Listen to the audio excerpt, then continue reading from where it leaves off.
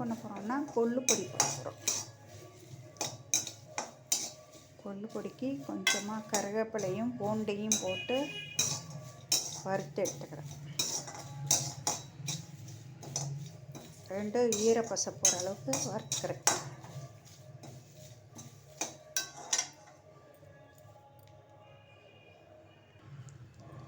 இப்போ கொள்ளு 200 கிராம் போட்டேன்.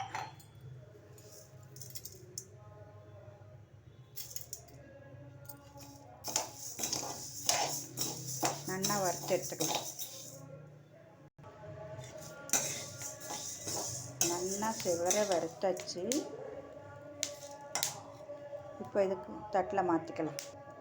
இப்போ கருப்புளுந்து கொஞ்சம்,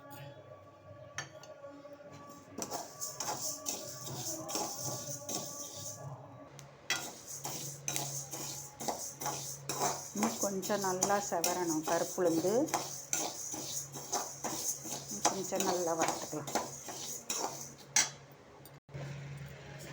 கருப்புளுந்து நல்லா வறுத்தாச்சு. அதையும் தட்டில் மாற்றிக்கலாம்.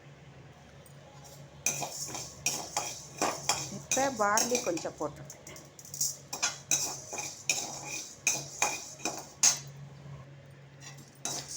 பார்லி நல்லா வறுத்தாச்சு. அதையும் தட்டில் மாற்றிக்கலாம். இப்போது கடலைப்பருப்பு கொஞ்சோண்டு ஒரு 4-5 ஸ்பூன் கடலைப்பருப்பு, வரமிளகாய் 2 வறுத்துக்கலாம். கடலைப்பருப்பையும் வறுத்தாச்சு.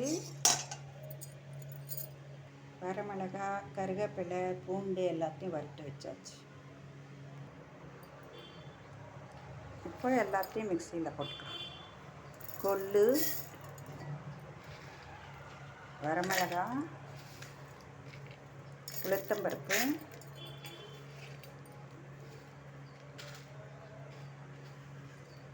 பார்லி ரைஸ்,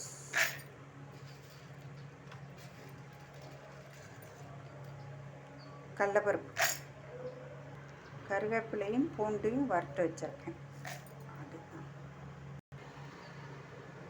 பெருங்காயம், சால்ட்,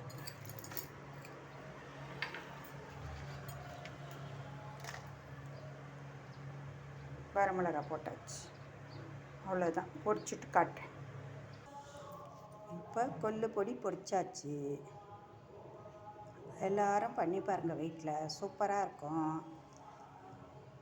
பாடி பெயின்லாம் இருந்தால் டெய்லி ஒரு ஸ்பூன் சாதத்துலேயோ இட்லி தோசைக்கு எதுக்கோ ஒரு ஸ்பூன் டெய்லி சாப்பிட்டுட்டே வந்தால் பாடி பெயின்லாம் சரியாக போயிடும்.